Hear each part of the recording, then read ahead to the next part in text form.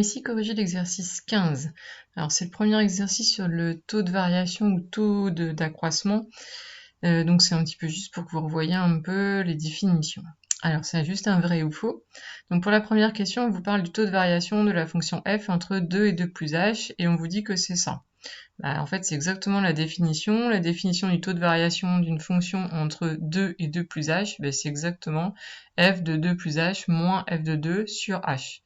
Donc il faut que vous connaissiez juste la définition du taux de variation. Question B, donc là c'est là qu'il faut vraiment que vous compreniez. On vous dit que vous avez une fonction qui vérifie f de 3 plus h moins f de 3 sur h qui vaut 6 plus h. Donc ça veut dire que le taux de variation de f entre 3 et 3 plus h, il vaut 6 plus h.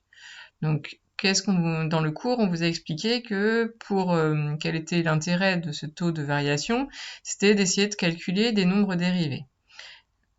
Donc pour ça, on calcule le taux de variation, donc là ils l'ont fait pour vous, et on fait tendre h vers 0, c'est-à-dire qu'on va imaginer que h c'est quasiment 0. Donc si h c'est quasiment 0, 6 plus h c'est quasiment 6. Donc le taux de variation entre 3 et 3 plus h, qui vaut 6 plus h, il se rapproche de 6 lorsque h se rapproche de 0. La conclusion de ça, c'est que le nombre dérivé de la fonction en 3, c'est-à-dire f de 3, ça vaut pas 9, mais ça vaut 6, puisque on a dit que le taux de variation se rapprochait de 6 lorsque h se rapproche de 0. Donc ce qu'ils disent est faux.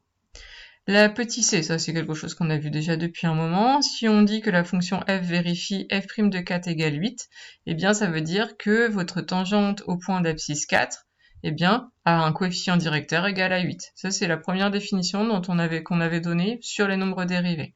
Donc la C est vraie, et puis la A, on a dit que c'était vrai, et donc la B, on a dit que c'était faux.